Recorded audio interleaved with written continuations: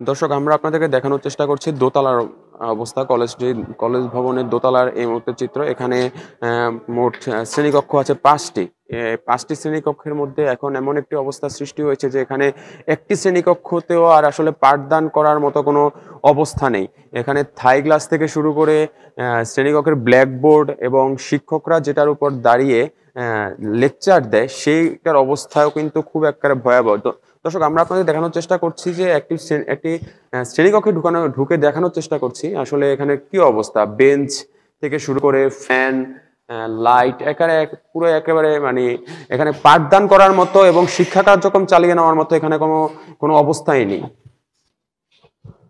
একেবারে এই কলেজটিতে একেবারে যুদ্ধ একটা বিধ্বস্ত দেশের মতো তৈরি হয়েছে। আসলে দর্শক, আমি আপনাদেরকে একটু বলে রাখি, গত 5ই আগস্ট ছাত্র জনতার অভ্যুত্থানে শেখ হাসিনা সরকারের পতন হওয়ার পর বিক্ষুব্ধ ছাত্র জনতা যেভাবে আসলে গণভবনে লুটপাট চালিয়েছিল, ঠিক সেরকম ভাবেই কিন্তু গতকালকে ডাক্তার মাহবুবুর রহমান কলেজে অন্য দুই কলেজের শিক্ষার্থীরা কিন্তু এসে এভাবেই ভাঙচুর এবং লুটপাট করে।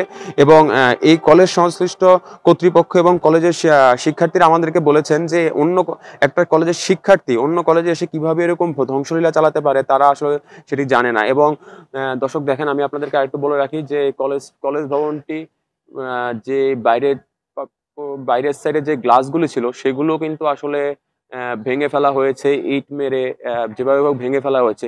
আসলে এখানে কিন্তু কোনোভাবেই কিন্তু পাঠদান করার মতো এবং শিক্ষা কার্যক্রম চালিয়ে নেওয়ার মতো এবং কলেজের অফিসিয়াল কাজগুলি করার মতো কিন্তু এখানে কোনো পরিবেশ এখনো তৈরি হয়নি। এবং আমরা কলেজ প্রিন্সিপালের সাথে কথা বলার চেষ্টা করেছি, তিনি এখন পর্যন্ত কলেজে আসেননি।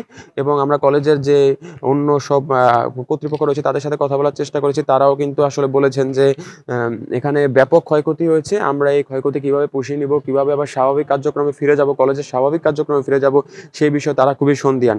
এখানে আসলে শুধু আসলে ভাঙচুর এবং লুটপাটই হয়নি, এখানে গুরুত্বপূর্ণ কিছু কাগজ ছিল, গুরুত্বপূর্ণ কিছু কম্পিউটার ছিল, শিক্ষার্থীদের সার্টিফিকেট ছিল, সেগুলো কিন্তু আসলে ভেঙে ফেলা হয়েছে।